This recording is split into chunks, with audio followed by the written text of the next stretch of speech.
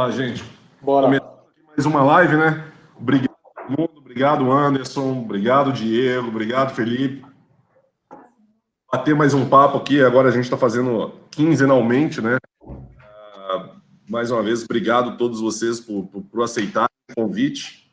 Eu sei que o dia a dia não tem sido fácil, a correria, a gente tem trabalhado o dobro, né? Para conseguir entregar aquilo que a gente precisa. E eu queria começar pedindo para vocês se apresentarem, tá? Por favor. Diego, começa, puxa a fila. Pô, fácil assim, agora tranquilo. Bom, meu nome é Diego Duarte, né? Eu sou responsável pela TI da Gama Saúde, né? Uma operadora de saúde que opera outras operadoras. Trabalha há mais de 10 anos na empresa. E toda a parte de infraestrutura, serviços, desenvolvimento de software, novos projetos, sustentação. Hoje eu sou frente aí, sou responsável pela empresa. E estamos aí enfrentando esse desafio gigantesco dessa pandemia, né, que é novo para todo mundo, ninguém estava 100% preparado. E estamos aí para contribuir, para compartilhar experiências, vamos ver. Espero que eu possa, de alguma forma, contribuir com vocês aí. Obrigado pelo convite, Guilherme. Vamos que vamos. Coragem. Show, cara. Felipe, puxa a fila. Bora. Pessoal, prazer, boa noite. Meu nome é Felipe Figueiredo, eu sou gerente de TI na Syngenta.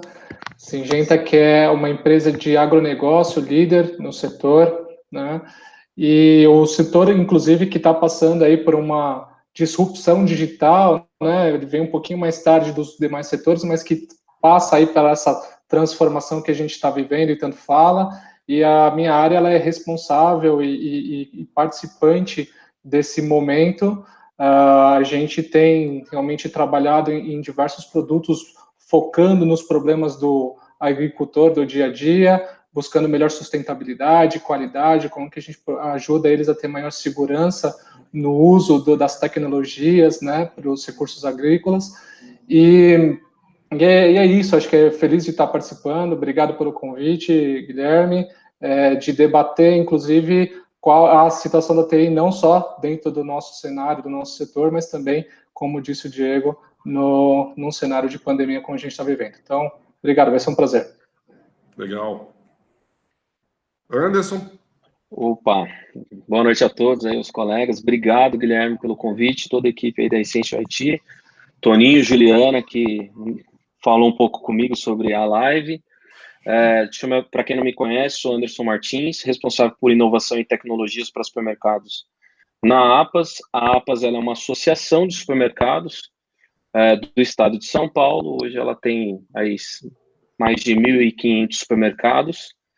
E nesse momento tão desafiador aí da Covid, né, o supermercado teve que ficar, né, com as portas abertas, mantendo as nossas famílias abastecidas, e foi um setor que foi extremamente provado, né? Provado a se transformar, ser ágil, né? Então, espero essa noite poder aprender com os meus colegas aí e também compartilhar um pouquinho do que a gente viveu nesses últimos 4 meses na pandemia, né? A gente tem um comitê ligado diretamente com a Secretaria da Saúde, suportando diversas iniciativas junto ao setor, né? Então, espero poder contribuir com vocês e aprender, né? Manda ver aí, Guilherme. Que bom. Cara, já que você já começou a falar e hoje é responsável por inovação, eu acho que a gente poderia começar com esse tema, né? De inovação, de novas tecnologias, de novas formas de fazer. Eu acho que, assim, um dos pontos, se é que a gente pode falar que teve pontos positivos aqui com essa pandemia que a gente teve, foi a forma que a gente acelerou várias coisas, né? A gente já teve conversando com outras pessoas de TI em outras lives de como a gente conseguiu desburocratizar, né, e acelerar algumas inovações, entre outros processos que acabaram acontecendo. A gente estava comentando, né, Diego, sobre a telemedicina, entre outros pontos. Como é que está esse período para vocês? Você já estava num setor muito, não um setor, mas um departamento mais focado para isso, né, Anderson? Mas como que você vê essa mudança agora? Como você vê TI embutida nisso? Pô, legal. Nós lá na APAS, nós temos um estudo chamado Estudo de Prontidão e Maturidade do setor de supermercados, onde a gente acompanha a evolução dos supermercados, né, no que diz respeito à maturidade tecnológica. E a gente fala muito de IoT, inteligência artificial, de uma série de tecnologias que permite a gente escalar os nossos negócios. Mas a gente, por muito tempo, vem chamando a atenção da loja digital, né? Da necessidade dos supermercados se prepararem para a sua digitalização enquanto negócio. Você vê aí grandes players se posicionando como a B2W, com o seu marketplace, a Magazine Luiza hoje é uma das empresas mais poderosas do Brasil, né? A gente pode dizer que é a Amazon brasileira. Então, assim, nós chamamos, por muitos anos, nós vínhamos chamando muita atenção dos supermercados se preparar para esse mundo digital. Então, quando a gente fala de inovação, o que mais me chamou a atenção foi a velocidade com que muitos supermercados colocaram suas operações no ar. Então, a gente viu aí um protagonismo muito forte da TI junto com as áreas de marketing em suportar essa estratégia, porque quando a pandemia de fato chegou e veio o lockdown, todo mundo aqui, né, nas suas casas, os supermercados tiveram ali a sua redução da jornada da loja física. Então, a gente percebeu um crescimento como nunca se viu, né, de implantações de soluções de e-commerce. Tanto que os principais players de e-commerce aí espalhados estavam com fila de implementação, dado a necessidade, né? Então, um dos pontos que eu chamo muita atenção, né, de tudo que a gente vem acompanhando do setor foi como o setor de supermercado, que é um setor familiar, né? A gente sabe que são empresas familiares, que as decisões ali são tomadas, né, com de forma muito conservadora, né? E por muitos anos a gente viu que, assim, muitas redes de supermercados não estavam acreditando ainda nesse momento. E a pandemia chegou e mostrou que, assim, o consumidor, ele vai aceitar, ele vai comprar. Se eu tinha dúvida se a minha mãe, né, de quase 70 anos, ia conseguir fazer uma compra online, ela conseguiu fazer a sua compra, ela fez seu cadastro. A minha irmã, um pouco mais nova, se ela ia ou não aceitar fazer o seu... Ela fez, ela foi obrigada. Então, a pandemia, ela trouxe um novo cenário. Então, aquelas crenças que existiam, né, fez com que a inovação prevalecesse, seja ela digital ou não. Para alguns setores, isso já está muito avançado, mas para o setor de supermercado, muitas redes ainda tinham como sua prioridade investimento tecnológico implantar plataformas digitais. Então, quando a gente vê esse momento que a gente viveu, a gente vê o setor de supermercado tendo que se reinventar, porque vender no físico é diferente de vender no digital, né? Então, eu acho que essa, não sei se eu posso chamar isso de inovação, porque já estava aí, mas eu vejo que esse caminho ele foi muito forte, né? E complementando aqui a pergunta, o que você vê de coisas novas que estão vindo surgindo? E o que você está vendo de legal ali nessa área que você está trabalhando? Cara, a gente tem visto muita coisa no sentido de predição, né? O supermercado, ele trabalha com oferta e demanda, né? Então, ele compra para vender no setor de supermercado. Entender o comportamento do consumidor, entender a loja física, a loja física e a loja online, conseguir prever uma demanda, é algo que hoje eu acredito que nos próximos 2 anos será uma grande prioridade. Então, explorar machine learning, inteligência artificial, eu acho que é o que os supermercados nos próximos 2, 3 anos vão olhar com muita seriedade, porque ele precisa prever essa demanda, né? Hoje, supermercados, basicamente, poucos trabalham com com aquela retaguarda de estoque. O estoque que tem é o que está na loja.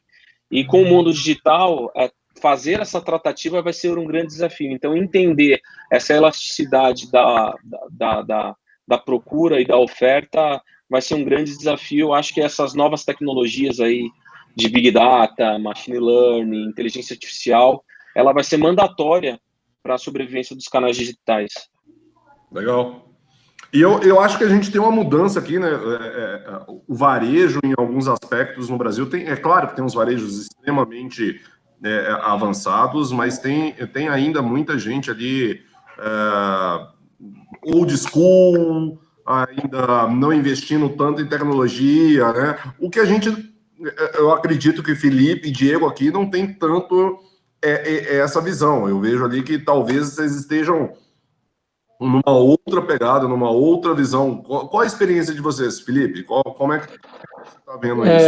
Acho que tem duas visões bem interessantes, né, Guilherme? Quando a gente pensa visão interna, né? Estamos em pandemia, né? Como é que TI reage a essa situação, né? Então, é óbvio, você tem que colocar ali cerca de 5 mil funcionários trabalhando de maneira remota, com internet, com VPN, com ferramentas que estavam habituados a trabalhar agora fora do escritório, né?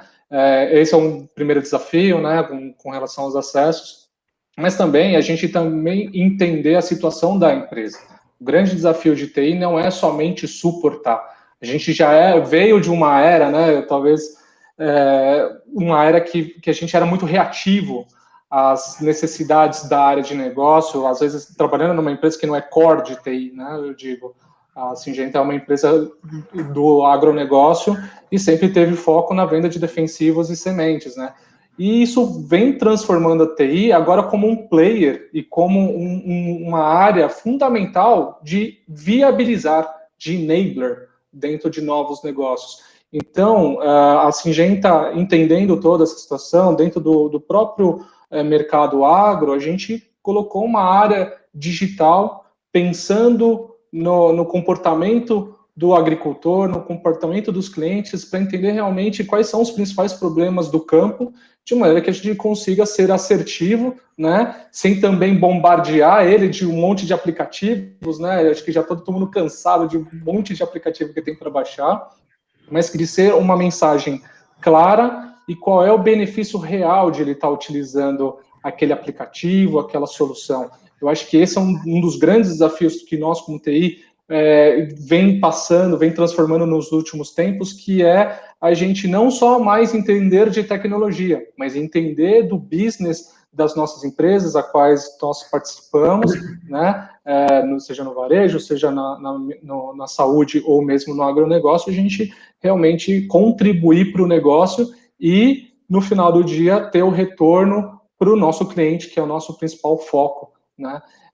A Syngenta trouxe todo um modelo de não só bombardear, mas produtizar essas tecnologias, seja de inteligência artificial, de chatbot, de aplicativos de maneira geral, que mostrem sentido para a pessoa, né? Então, isso atrelado à estratégia técnica, sem dúvida, a gente começa a virar um pouco o jogo e começa a ter mais participação e desejo dos nossos clientes em fazer negócio com a gente.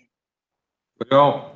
E assim, o que você vê de principais tecnologias, igual você comentou aí, de chatbot, entre outros pontos, o que você vê ali como os principais caminhos hoje? Legal, Guilherme. Essa é uma boa pergunta, porque e muitas vezes que a gente está no campo, independente da tecnologia, o agricultor ainda ele quer ter você por perto, né? Ele quer estar conversando com você. Existe ainda um desejo de apertar a sua mão e fazer um negócio juntos e a gente está participando. Então, como é que a gente introduz novas tecnologias? A gente está abrindo novos canais. Então, a gente está abrindo canais que, no momento que o nosso agrônomo está ausente, a gente começa a trabalhar com tecnologias de canais de comunicação como chatbots, que vão dar uma orientação ali, por exemplo, de como ele aplica aquele produto.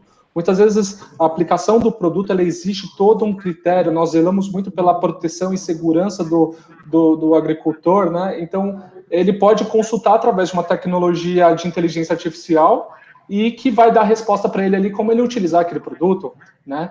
Mas de maneira mais avançada, nós estamos utilizando bastante soluções baseadas em fotossatélite, que os agricultores conseguem ter uma visão da fazenda como um todo, identificar as áreas mais doentes e mais saudáveis, atrelados a Big Data, atrelados a um Analytics, que vai direcionar para ele quais são as melhores decisões, se ele tem que aplicar mais produto aqui, se ele tem que utilizar uma semente diferenciada ali, se ele tem que fazer uma colheita no tempo certo, né? Então, eu colocaria aí não somente os canais de comunicação como o chatbot atrelados com a inteligência artificial, como também a parte de analytics também é bastante importante para capturar e direcionar essas decisões. Legal, cara. Legal. E, Diego, você tem pouca mudança também, né? Pouca tecnologia aqui, telemedicina, e por aí vai. Digamos assim que o setor de saúde foi atingido em cheio, né? A gente está vivendo um momento de turbulência, assim. Demorou uns dias para a gente entender toda a loucura que a gente estava vivendo. Mas algumas coisas que foram colocadas pelo Anderson, pelo Felipe, eu acho que são bacanas de comentar, assim, porque a gente vê que mesmo modelos de negócios diferentes, os caminhos e a trilha que a gente está levando parecem ser bem próximas, né? O Anderson colocou a questão da predição, né, nos supermercados e tudo mais. Na saúde não é diferente, a gente também está utilizando muito analytics nesse sentido, buscando de fato aí prever aquilo que possa acontecer com o ser humano do outro lado, né? A gente fala muito sobre cuidar da saúde, né, cara? Não seria um plano de saúde, sim um plano para a saúde, é o que tem se discutido muito no setor. Na área de tecnologia, a gente acelerou muito, eu acho que a palavra é aceleração, não é disrupção, não é inovação, mas aceleração. O setor da saúde ele é um setor muito regulamentado. E, de repente, a gente se viu diante de um cenário em que a aceleração se tornou possível, né? Então, de fato, a gente conseguiu implementar alguns processos antigos que não são novidade, no entanto, trazem um resultado espetacular para o setor. A gente até comentou aqui um pouco antes, contas médicas hospitalares. As contas têm, às vezes, 100, 200, 300 folhas em que a gente precisava receber fisicamente isso tramitava em blocos de papel por dentro da empresa, por correio, logística, enfim. E hoje, isso sempre muito atrelado à regulamentação, de ter que ter esse papel, de ter que ter assinatura, de fato, ali do beneficiário, da operadora, enfim. E a gente conseguiu acelerar um pouco isso. Não é uma inovação, no entanto, hoje a gente consegue trabalhar de forma mais digital, mais virtual, né? Eu acho que seria a palavra. E o grande desafio, eu acho que não só meu, mas independente da área de negócio aí, eu acho que é um ponto que vale a pena a gente conversar um pouco, que é a questão da gestão. Eu acho que a gestão, a gente está passando por um momento de provação, vamos por assim, de se reinventar, de pôr em prática muita coisa, de tentar, de fato, trabalhar a questão da transparência, trabalhar a questão da confiança nos times, né? Que eu acho que, falando da minha experiência, eu acho que o que mais pegou nas primeiras semanas, assim, foi a questão da confiança, de acreditar, de fato, nas pessoas que trabalham conosco e passar a demanda. Eu trabalho hoje, meu time tem quase 100 pessoas, humanamente impossível eu ter contato diário com eles.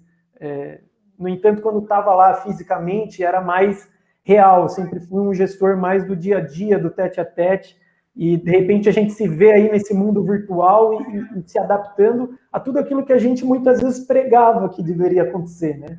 Mas que a gente viu como necessidade aí de fato. Então as palavras que eu peguei assim do que foi falado e que eu acredito muito é necessidade, aceleração e predição. Eu acho que é mais ou menos por aí o caminho.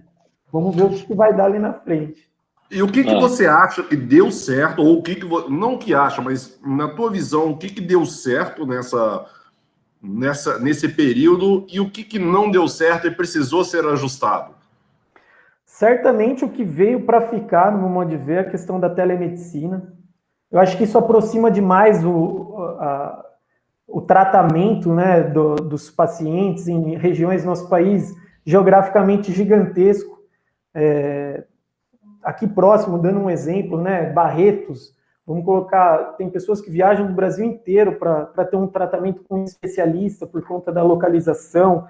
Tem outras regiões do país, a gente está aqui numa região privilegiada, né, São Paulo, que tem especialista em praticamente todos os pontos aí da medicina, mas que as pessoas viajam quilômetros e quilômetros, dormem às vezes em situações delicadas para ter um atendimento com algum especialista, e a telemedicina que já estava aí, que já existia, a regulação do nosso país não permitia que acontecesse, né? Isso eu acho que vai dar uma outra dinâmica, de fato, para o nosso setor. Eu acho que vai permitir o acesso de pessoas à mão de obra especializada, vai tirar um pouco a exposição das pessoas a hospitais, porque o nosso comportamento hoje é muito direcionado, né? Às vezes você está com um filho em casa com uma dor de barriga, uma gripe um pouco pior do que o normal, e a nossa primeira reação é levar para um pronto-socorro, né, para visualizar. A telemedicina, ela vem rompendo isso, né? Imagina você poder ligar para o seu médico, conversar com ele, fazer uma consulta, esse seu médico ter um conceito de médico da família, que a gente chama, né? Porque o nosso modelo, o SUS, ele foi copiado do modelo britânico, né? E lá funciona muito bem, porque a principal diferença dos dois é que lá foi desenvolvida a cultura, de fato, do médico da família. Então, até nos filmes a gente vê, né? É o médico indo lá com a maletinha, ele cuida de toda a família, ele tem o histórico dos filhos, ele tem o histórico dos pais. Então, quando a pessoa precisa ir no médico, ela liga e fala, eu tô com... Imagina você ter um filho com uma doença crônica de respiração hoje, por exemplo, no modelo de pandemia. Você levar essa pessoa para um hospital, você está expondo a diversas situações, às vezes desnecessariamente, né? Se você conversa com um médico que conhece o seu histórico, que é o médico de confiança, porque a palavra também de lei no nosso setor hoje é a confiança, né? Confiança no profissional, confiança na marca, às vezes, né? A gente ainda ouve muito falar nisso, né? Tem gente que quando vai comprar um plano de saúde, compra rede. Eu tenho acesso a tal hospital e tudo mais. E a gente tem muito poucas iniciativas no setor de cuidar, de fato, da saúde daquele cliente e não do paciente, para que ele não se torne um paciente, né? Então, o nosso setor está sendo engolido muito por conta dessa necessidade. Como a gente consegue tratar a pessoa, o indivíduo, para que ele não fique doente, para que ele não necessite ir ao médico, e como a gente bonifica isso, né? Como que a gente engaja essa pessoa em torno do tema, é um pouco realmente uma necessidade disruptiva que a gente está tendo, para que a gente consiga ter um setor mais acessível às pessoas. Ainda é uma parcela muito pequena da população que tem acesso a planos de saúde, e a gente precisa evoluir nesse quesito, né? Certamente, se a gente tivesse pessoas mais saudáveis nas carteiras, os nossos estudos já mostram que seria muito mais, o setor como um todo, ele seria mais saudável. O que acontece hoje é que, geralmente, quando a pessoa tem uma doença pré-existente, na família ou algo assim, é que ela acaba buscando um plano de saúde, investindo algo nesse sentido. As pessoas saudáveis, elas tendem a não pensar tanto nisso. No entanto, se a gente conseguisse atrair essas pessoas para um contexto de cuidar da saúde delas, para que a população como um todo envelhecesse bem, a gente, com certeza, aí teria um modelo mais saudável. Acho que a situação da pandemia, certamente, no nosso caso, acelerou. A gente tem clientes na gama hoje como Vale, Petrobras, que são clientes do setor público, né? E a gente é muito amarrado por contratos, a gente é muito amarrado por regulação. Quando são esses clientes, a regulação é dobrada, triplicada por conta de tudo que a história já mostrou aí pra gente, né? Então, quando aconteceu a pandemia, o que eu vi de positivo, se é que é algo positivo nessa loucura que a gente está vivendo, foi justamente a visão das pessoas em aceitar e se adaptar ao novo. Ao novo, quando eu falo novo, não é o novo de algo que a gente não conhece, mas é o novo de aceitar aquela situação. Uma forma nova de se fazer as coisas. Exatamente, dentro do nosso cenário, né? Então, eu acho que, por fim, o setor da saúde houve uma aceleração boa, acho que a gente não volta mais atrás, a tendência é a gente seguir nessa evolução e com bons olhos ali na frente. Logo ali na frente, passada essa loucura toda, eu tenho certeza que o setor como um todo ele vai estar mais forte ainda. Tem muito campo para andar. Anderson, olhando ali para o lado supermercadista, você acha ou você tem alguma visão que a pandemia acabou colocando alguma tecnologia ou alguma outra visão na frente de outras por causa disso? Por exemplo, o e-commerce sendo colocado na frente, que quem não teve e-commerce e fechou, muita gente deve ter passado um bocado de aperto, né? Então, você recebeu alguma demanda diferente ou alguma reorganização nesse período? Como é que foi a sua experiência? Essa pergunta é muito interessante, Guilherme, porque a gente vem monitorando, né, nossos associados e eles contribuem muito com a gente sobre esse tema, e uma das prioridades do setor estava direcionada em programas de fidelização. E é natural, porque eu primeiro organizo a casa, organizo minha base, entendo qual é o meu cliente e me posiciono de forma digital, né? Então, eu começo a trazer do físico, né, todo aquele volume de dados que eu tenho de conhecimento do físico para me posicionar digitalmente. Então, implantações de soluções como e-commerce, soluções de delivery, ela era a terceira, segunda prioridade para algumas redes de supermercados. E a gente viu muitos projetos tendo que ser projetos de CRM, projetos de programas de fidelização sendo paralisado para aceleração do processo de e-commerce, por tudo que aconteceu, né? Então, nós ficamos um tempo sem ir ao supermercado ou ir até o supermercado de forma bem restrita, né? Então, as pessoas elas foram para as plataformas digitais. A gente tem um estudo que a gente monitorou no período mais tenso da pandemia, que as vendas online em supermercado cresceu 81%. Então, assim, tem supermercado que aumentou as suas vendas, né? Quem já tinha presença digital teve seu crescimento de venda mais de 200% no momento do pico.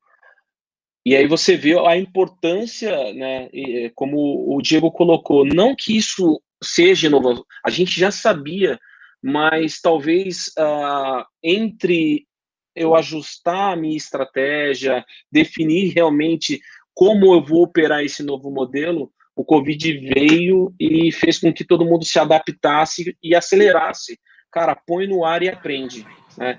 Que é que a gente escuta muito falar, faz rápido, erra rápido e corrige rápido. É claro que não dá para fazer isso na mão do cliente, né? Você falhar na mão do cliente, que você pode criar um risco muito grande. Mas a gente também não pode, né? O que eu vejo e tiro desse momento, assim, a gente não pode travar tanto o processo de evolução. Seja ele porque eu já tenho os meus processos muito bem azeitados, a gente tem que começar a colocar essas pílulas de inovação, essas novas tecnologias e conseguir, né? Eu acho que essa pandemia permitiu que as áreas de tecnologia, as áreas de TI, colocassem muitas coisas que por muitos anos ela vem provocando o negócio de testar novas formas de se fazer ou novas formas de enxergar ou de olhar para um desafio do negócio. E a pandemia no setor de supermercado veio e falou, cara, é assim. Né? Da noite para o dia, a gente viu os recursos financeiros, né, sendo depositados em carteiras digitais, contas digitais. E assim, cadê o crédito no plástico? Cadê o dinheiro circulando? Né? Então, o governo também acelerou através de outras plataformas, né? Então, o supermercado teve que ser muito ágil nessa questão de fazer as suas integrações com outros negócios para que ela ele pudesse receber todo esse volume de compra, né? Então, eu acho que eu vejo que puxou muito foi essa questão, Guilherme, da aceleração das plataformas de e-commerce.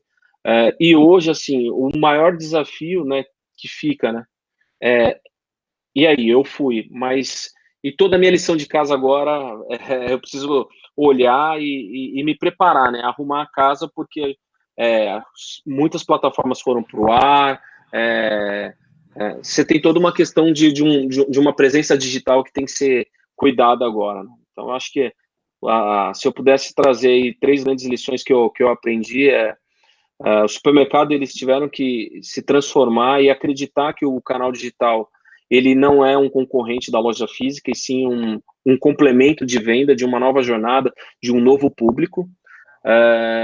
Abriu novas perspectivas, principalmente para a área de tecnologia, de estar mais próximo do negócio, que é da venda mesmo, né? TI, no dia a dia do varejo, ela suporta essa operação, né?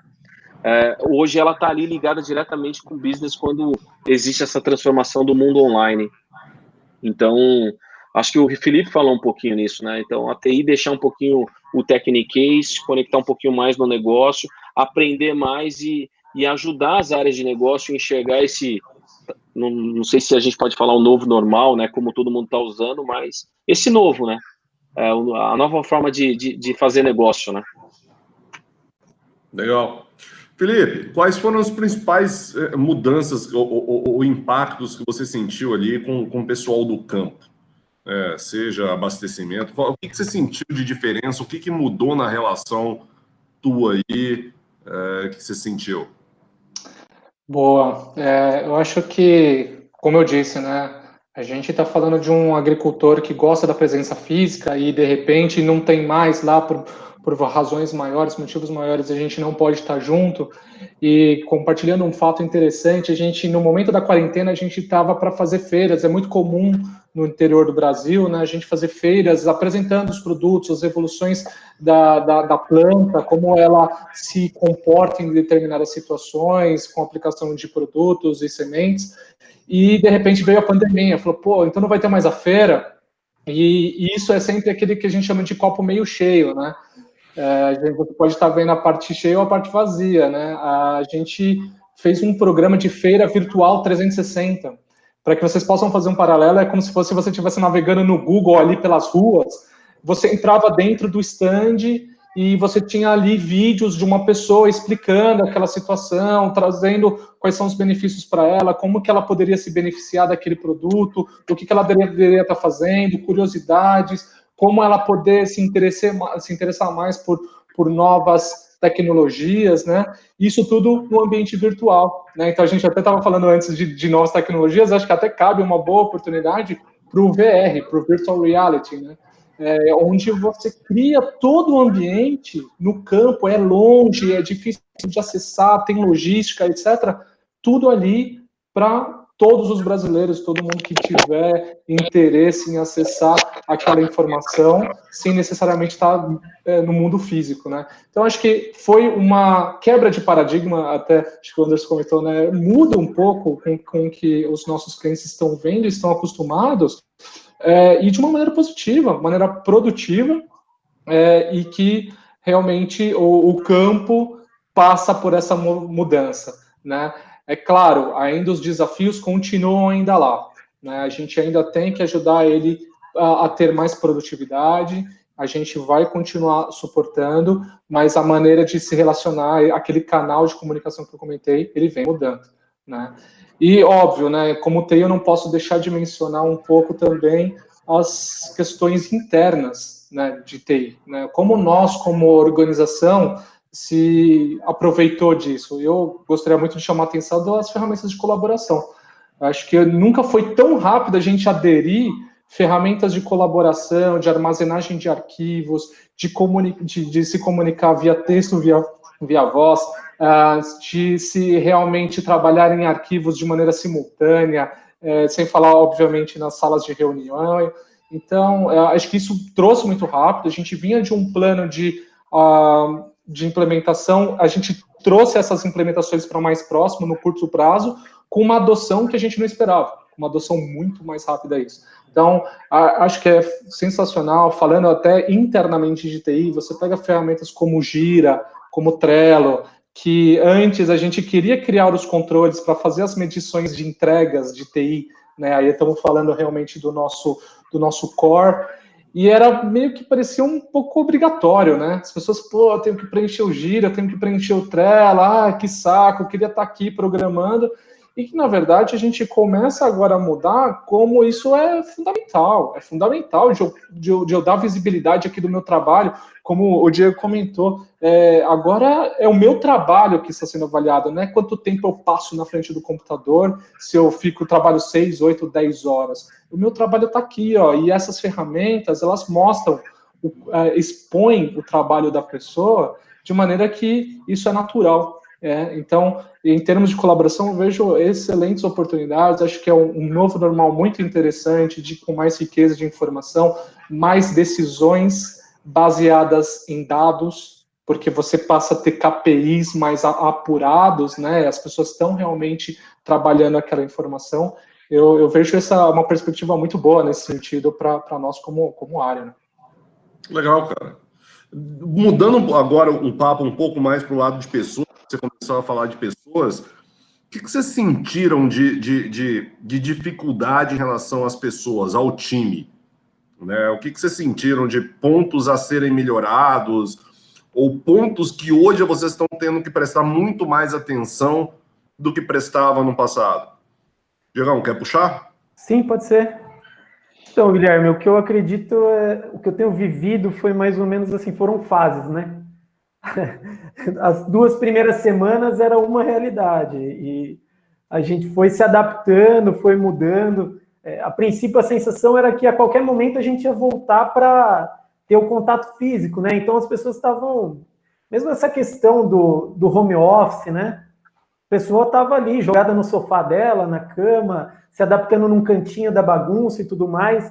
E aí o tempo foi passando, a ansiedade nas primeiras semanas eu achei muito difícil, foi uma das principais dificuldades nossas, né? A ansiedade do pessoal, porque aquela pessoa que vivia no dia a dia ali conosco e via o trabalho acontecendo, ela passou a ter uma solicitação e não tinha aquela sensação de estar de fato acontecendo. Então era acionado por WhatsApp, pelo próprio Gira, por telefone, por vários canais simultaneamente. Então, o que eu percebi era uma ansiedade dos clientes em geral e do time também. O time para falar, olha, estou aqui, estou fazendo, veja só, olha só o que está acontecendo. E os clientes, como que está, o que aconteceu, enfim. Foram 2 semanas bem tensas e intensas, em todos os sentidos. Mas aí o tempo foi passando. A partir da 3ª semana eu percebi uma mudança principalmente comportamental, as dailies, né? A gente já estava trabalhando em metodologia ágil há algum tempo, mas a gente conseguiu perceber de fato, né, a importância da daily quando a gente está longe, né, do checkpoint. Olha, é para cá que a gente vai, é para lá que estamos indo, enfim, foram coisas bem bacanas. A partir da 2ª semana, o pessoal já com um home office mais estabelecido, a empresa também deu um apoio para a montagem desses home offices, o pessoal entendendo que aquilo poderia durar por um período um pouco maior, né? E aí também buscando uma atualização nesse sentido, né? Como eu, Diego, como gestor de uma equipe de quase 100 pessoas, vou me comportar se isso for perdurar, né? Qual que vai ser a minha nova metodologia? Não que você precise se reinventar, mas uma adaptação ela foi necessária tanto para os gestores quanto para o pessoal mesmo que está na linha de frente ali, que nem o próprio Felipe colocou, preenchimento de Gira, como que eu coloco isso, como que eu vou lançar minhas horas, quem está vendo, como vai ver, como que eu vou mostrar o meu trabalho. A partir da 2ª semana eu comecei a ver uma evolução muito grande nas pessoas, assim. Foi passando um pouco aquele medo. A gente está em casa já na Gama há mais de 120 dias. A gente foi uma das primeiras empresas do Brasil a ficar em casa. Eu me lembro de reunir o time para falar assim, ó, a partir de amanhã a gente não vai vir, e do choque que foi, né? Porque a gente sempre foi uma empresa muito burocrática, muito presa a conceitos anteriores, né? Então, no momento que a gente chega e fala assim, agora nós vamos todos para casa, todo mundo ficou realmente assustado. O que vai vir? Como vai ser? Hoje eu já vejo uma equipe mais madura. A gente começou a trabalhar bem isso. A questão pessoal, eu acho que ela é crucial nesse período todo, não só por conta do trabalho, né? Mas a gente viveu situações extremas, né? De pessoas perdendo entes queridos, pessoas pegando o Covid, né? Como que a gente lida com isso e as entregas e tudo mais em paralelo? Então, foi um período bem conturbado, mas tem uma frase que eu ouvi no início da pandemia e que eu tenho, para mim, que é muito realista, que ela falava sobre como se a pandemia fosse uma lupa, uma grande lupa colocada sobre o time, né? Então, assim, o que eu percebo foi que aquelas pessoas que já performavam muito bem pessoalmente, em casa elas performaram ainda melhor. Aquelas pessoas que faziam um trabalho mediano, elas tiveram uma queda interessante também nesse período, né? Então, assim, a gente começa a repensar muita coisa, tamanho de equipe, quem de fato puxa, quem não puxa, como que a coisa vai se dividindo. É um momento, de fato, de reorganização nesse sentido. E a gente também passou por um momento, aproveitou esse momento, né, se podemos falar assim, e a gente praticamente entregou boa parte da nossa estrutura física, né? Então, a gente tinha um prédio de 15 andares na Plínio Barreto, em São Paulo, a gente entregou 7 andares desse prédio. Em Alphaville, a gente entregou metade do nosso espaço físico também, a gente está só com metade. E agora já estamos pensando assim, vamos fazer um único cowork e vamos entregar também os demais andares, né? Então, é um caminho que a empresa adotou, porque os resultados vieram. Principalmente nessa fase final, que é a fase que a gente está conversando aqui agora, é bem notório que aquele período de medo, aquela nuvem saiu da frente, e eu vejo hoje um pessoal bem engajado em fazer acontecer em casa, para que isso seja perene, né? Então, alguns projetos históricos da empresa, a gente tem conseguido entregar no prazo, de acordo, com qualidade. Foi uma adaptação geral. No início teve problema desde máquina, internet, a gente sabe como que é. O Anderson estava até comentando um pouco antes aí conosco aí, que ele está no 3G dele, porque a gente tem muitos problemas de internet no Brasil afora.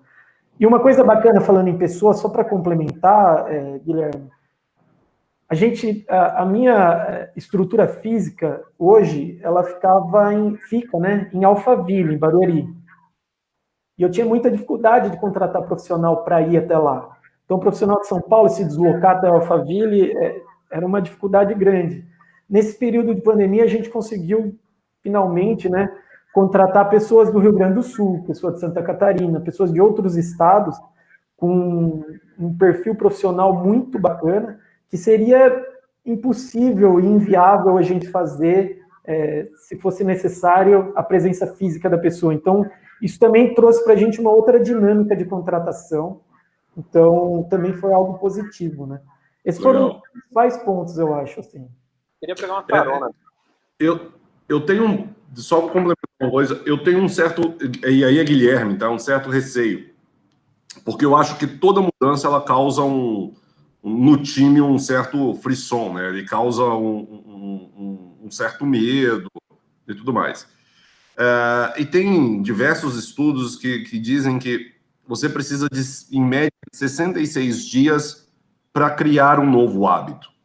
Então, teoricamente, nós criamos um novo hábito. Nós criamos o hábito de acordar, bermuda, ir na cozinha, tomar um café, sentar e trabalhar, né? Daqui próximas semanas, algumas coisas vão começar a voltar, algumas empresas vão começar a voltar, outras nem tanto, outras, como você disse, Diego, vai ter um modelo diferente de trabalho. Mas eu tenho um certo receio de como vai ser essa volta de novo, porque eu acho que a gente vai passar por um outro choque com o time, né? Da mesma forma que a gente tinha resistência para o home office, para algumas pessoas, vai ter uma resistência para a volta. Eu acho que a gente vai passar por um novo modelo aí de novo, até para chegar num balizamento, numa adequação, e que eu acho que a gente ainda vai, como gestor, ainda a gente vai bater um bocado de cabeça. A gente vai sofrer ainda, tanto na ida quanto na volta. Certamente. Concordo contigo. Guilherme, você está me ouvindo? Tô, pode falar. Perfeito. Eu queria pegar uma carona nesse assunto aí, que eu acho que ele é muito legal, porque uma coisa que eu percebi na empresa, né, na APAS, em si, no seu dia a dia, muito sobre a colaboração, a troca da comunicação, houve a necessidade de um amadurecimento no trato, né? Um pouco do que o Diego falou, as pessoas não estão perto, eu estou acostumado a ver o cara ali sentado, produzindo o dia inteiro, eu preciso falar com o cara, eu vou lá, interrompo o trabalho dele, e aí o cara está ali queimando um pouco de massa, e aí a gente vai interromper. Então eu acho que toda essa mudança de ir para o home office mexeu com o propósito das pessoas, né? De querer mostrar que, assim, cara, eu sou produtivo, não que eu não era, mas eu consigo produzir muito mais em casa, eu estou perto da minha família, eu consigo ter insights bacana, e entregar o resultado que espera. Então, isso vai provocar também muitas as organizações, e eu como gestor também, eu me vejo com esse desafio, né?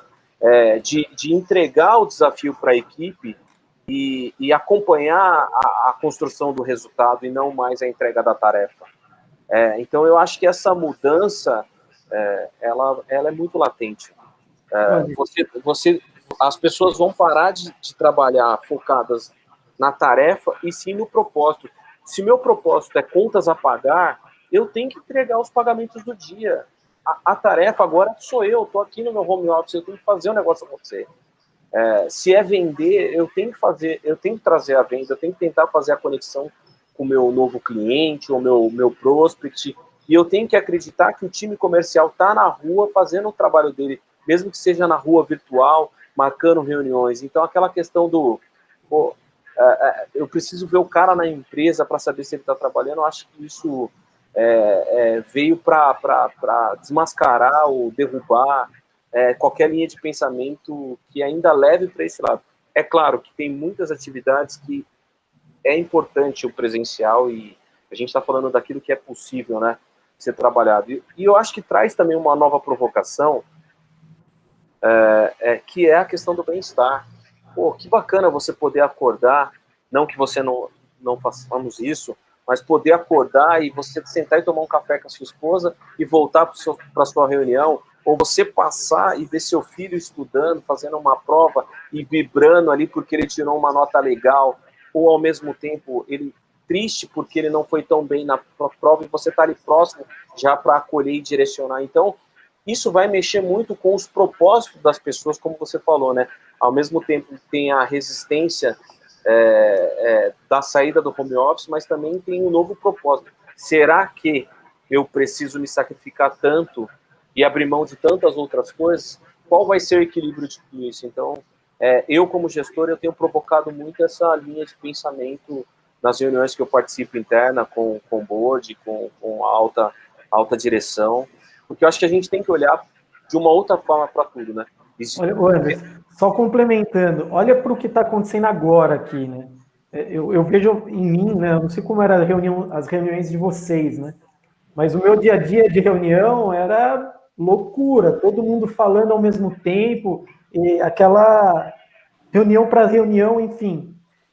Já existe uma mudança de comportamento muito forte, que você até colocou no início aí da sua fala, e eu achei bacana complementar, essa questão, né, de você falar, você ouvir mais com calma, por conta da ferramenta mesmo no início. Eu lembro que, a internet, um começava a falar, o outro falava por cima, a gente já se adaptou, e a gente se adaptou tanto. Olha o que está acontecendo aqui agora.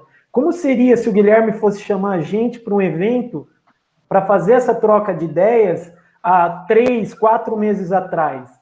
a estrutura que precisaria ser montada, quantos desses ele faria no ano e quantos eles têm feito, né? Esse compartilhamento de conhecimento, ele está vivendo um momento único no meu modo de ver.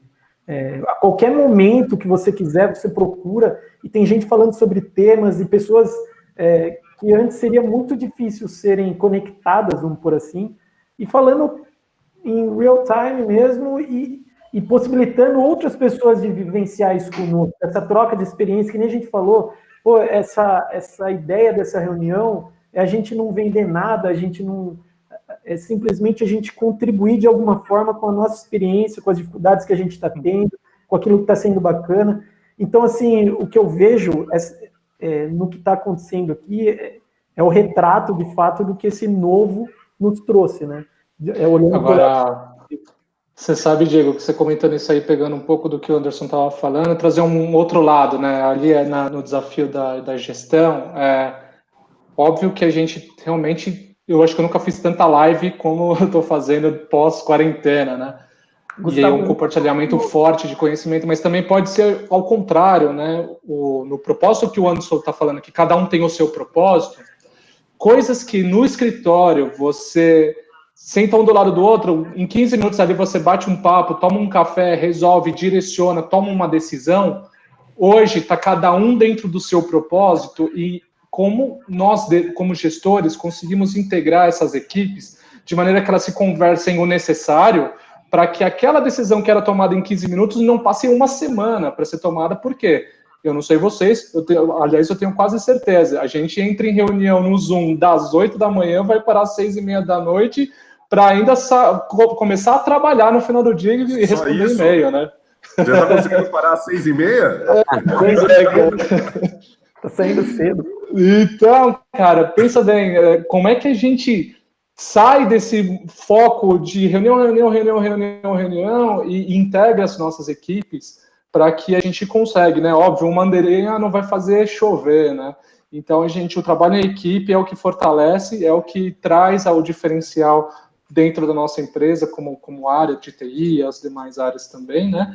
E que, inclusive, se vocês me permitem até, eu escuto muito das pessoas falando, poxa, nada mudou, eu estou trabalhando super bem, nossa, eu acho que eu estou trabalhando super melhor, como o Anderson falou, eu estou aqui perto do meu filho, eu estou sendo mais produtivo, eu estou gostando do modelo, mas a gente começa a ter uma outra barreira, que é a barreira do tático operacional ok, estratégico, mais ou menos. Quando a gente começa a falar, vamos inovar?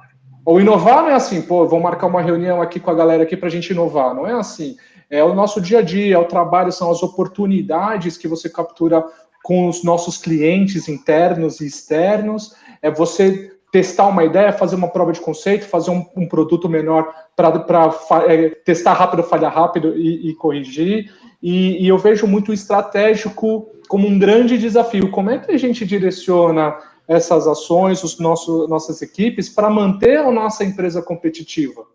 Como é que a gente consegue fazer um design thinking, né? Eu vou sentar lá, vou colocar todo mundo numa sala, a gente já se acostumou a fazer isso fisicamente. Eu fazia lá, colava os post-it, colocava cartaz, a gente falava junto. Talvez essa ainda seja uma necessidade de escritório, talvez outras equipes trazem isso para o mundo virtual e se dê super bem, e talvez a gente entre no modelo híbrido. É um modelo onde o tático operacional super bem, home office, vamos embora, e quando a gente, em situações específicas como essa de inovar, de trazer workshop, de repensar algumas coisas, de ter aquele momento escritório, que não precisa ser todo dia, mas pode ser algo mais planejado. Né? Uma coisa que eu sinto diferente, assim, é o erro, né? Porque a gente estava acostumado, por exemplo, um salão aberto, né? As baias, todo mundo ali. Então você pescava alguma coisa que estava errado, porque você escutava, na hora você levantava a cabeça, não, isso não, é para cá, é para lá. Hoje, cara, é como se cada um tem a sua sala, tá trabalhando, e, cara, você pega o erro bem depois. Quase que no final da entrega. Seja ela qual for a entrega. Seja ela uma apresentação, seja ela uma proposta. Ou você fica numa dependência de reunião absurda que você não tinha tempos atrás. Né? Então, eu acho que esses são pontos que a gente ainda não... Eu ainda não sei como resolver isso de uma forma nesse modelo que a gente está. Não sei se tem solução também, mas eu sinto essa diferença, uma no erro, né? Quando você precisa criar e ajustar as coisas, né? Porque assim, se você dá uma tarefa para alguém e cara, apertar parafuso, tá tranquilo. Mas assim, quando é algo de criação e que você não está acompanhando a jornada dessa criação, eu sinto também um pouco desse problema. Guilherme, O que está acontecendo? Tá no dia a dia, não de uma pessoa, mas de genérico. E aquela história de, putz, um ajudar o outro nessa colaboração. São dois pontos que eu sinto um pouco de dificuldade também.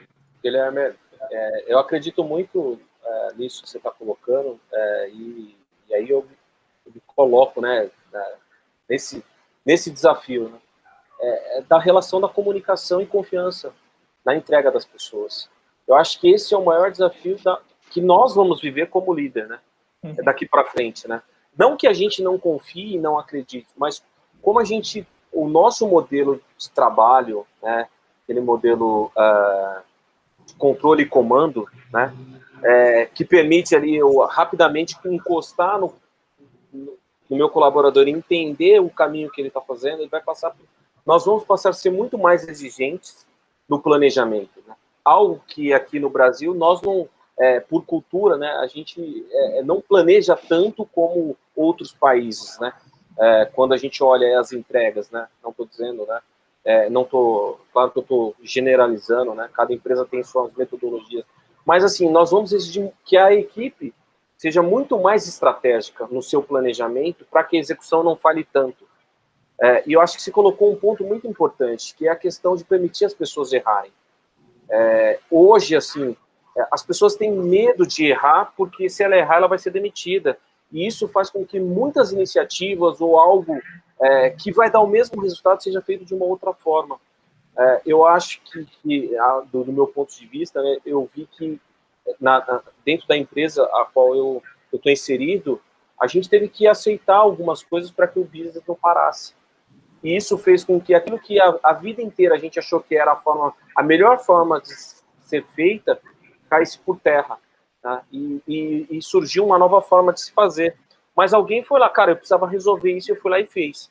E cumpriu o resultado. Descobrimos uma nova maneira de se fazer. É claro que o maior desafio, e a conta vai vir, né? A gente ganhou muita agilidade, mas todas as nossas empresas, elas nasceram para dar resultado, respeitar compliance, governança, e é claro que uma hora ou outra a gente vai ter que parar e voltar para olhar para isso, para olhar para os compliances, os processos, e redesenhar tudo isso. Então, eu acho que o nosso maior desafio ele passa por melhorar a comunicação desde do board até a última milha ali da entrega.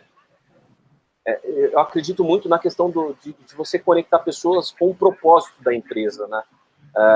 Porque se a pessoa não entender a jornada, aquilo que a empresa precisa entregar de fato de resultado, nesse novo normal, ela vai se ver... existe a pessoa que quer trabalhar e que quer um trabalho, né? Então, acho que cada vez mais isso vai ficar nítido no nosso dia a dia. E eu acho que só tem um ponto aqui, que eu queria contribuir, que eu percebi, que foi a inclusão digital de muitos colaboradores, que em muitas organizações o e-mail era departamental. Então, a pessoa agora ausente, ela teve que ganhar um e-mail, ela teve que ganhar um ramal digital, ela teve que ter um acesso, talvez, a ferramentas que no dia a dia dela era limitada por uma questão de custo, mas com a vinda do home office, isso fez com que a gente também gerasse uma inclusão digital de outras pessoas que estão mais na ponta da operação, que não tinham tanto acesso ao ferramental que a gente entregava no dia a dia da empresa.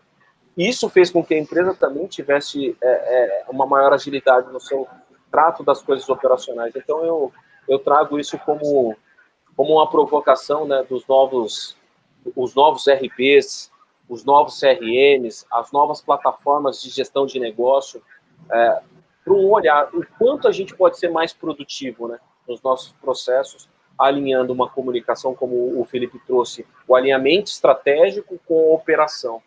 Então, eu acredito que a gente vai viver nos próximos 2 anos um desejo de ser muito mais produtivo e ser medido por resultado e não por tarefa.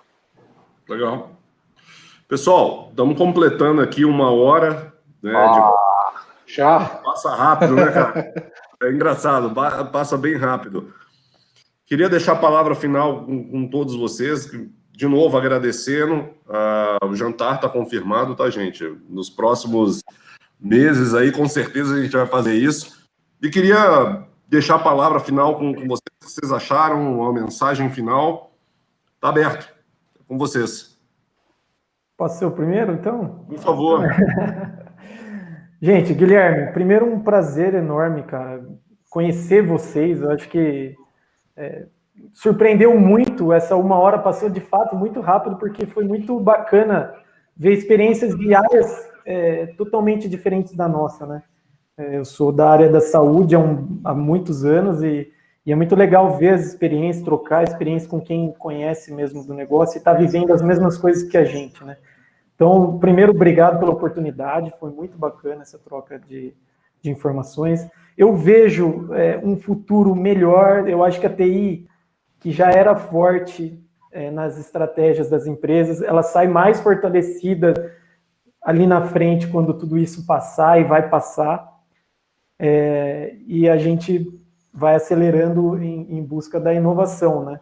Que é o que o Anderson toca aí no dia a dia. De qualquer forma, obrigado, vamos que vamos, espero ter contribuído de alguma forma aí com o cenário da saúde, e conte sempre conosco aí. Obrigado. Boa. Bom, Legal. Vai lá, Felipe. Vai lá você, Anderson, você falou primeiro. Desde já quero agradecer, é um prazer conhecer o Diego, o Felipe. Felipe, depois você já falou um pouquinho, eu tenho um business muito parecido com o seu, com o que vocês fazem aí, uma feira virtual, fiquei super interessado, aprendi pra caramba aqui, um pouquinho de agro, um pouquinho de medicina. Quero agradecer o Guilherme por essa iniciativa. Eu acho que vocês estão de parabéns, porque vocês estão levando conhecimento, um pouco do que a gente falou, né? Vocês estão dando acesso para milhões de pessoas aí no canal de vocês que podem estar querendo buscar e buscar novas experiências, benchmark, e aqui a gente pôde trocar um pouquinho e aprender, né? Então, parabéns por essa iniciativa, sinto muito honrado pelo convite, desejo muita saúde a todos e que a gente saia muito bem desse momento. Um grande abraço, obrigado. Boa, compartilho do mesmo, quero também agradecer aí, Guilherme, pela iniciativa, agradecer a troca de experiência com o Diego, com o Anderson aqui. Eu fico muito feliz de ver como o nosso setor de TI, ele é protagonista, né, já é relevante para nossas empresas, para nossos mercados. Fico feliz de ver como a gente pode não só conhecer de TI, mas a gente conhece do negócio, né? Então, bacana. Deixo o meu contato para a gente trocar experiências. Quem quiser também me procurar também no LinkedIn, fico à disposição, porque acho que é isso, acho que a gente se unindo, a gente trocando experiências, a gente vai sair dessa pandemia e de muitos outros desafios muito mais fortes, mais juntos e realmente com um futuro bem mais desafiador e brilhante. Então, agradeço, Guilherme, por você ter puxado isso daí e ter contribuído aí com todo o setor para que a gente possa ser mais fortes. Obrigado, gente. E de verdade, assim, é um aprendizado, né? A gente acaba conversando tanta coisa e a gente vai pincelando de cada reunião dessa que a gente faz, de cada live dessa que a gente faz. Ideias novas, ideia de gestão, ideia de como aplicar coisas. Eu achei extremamente legal, falando da feira virtual, né, comentando, cara, é muito legal, o modelo de gestão, cara, entre outras coisas, é muito bacana. Então, assim, gente, obrigado por desprender o tempo aqui. Estamos no meio da semana, numa quarta-feira, todo mundo teve um dia difícil, com certeza, Amanhã é um novo dia, né, novos problemas para a gente resolver, novos desafios para a gente encarar. Vocês foram extremamente solícitos. Gente, muito obrigado, tá bom? Contem sempre comigo, vocês têm os meus contatos também. Qualquer coisa que precisar, estou à disposição. Beleza? Gente, muito obrigado. Grande abraço. Abraço. Valeu, abraço. Show.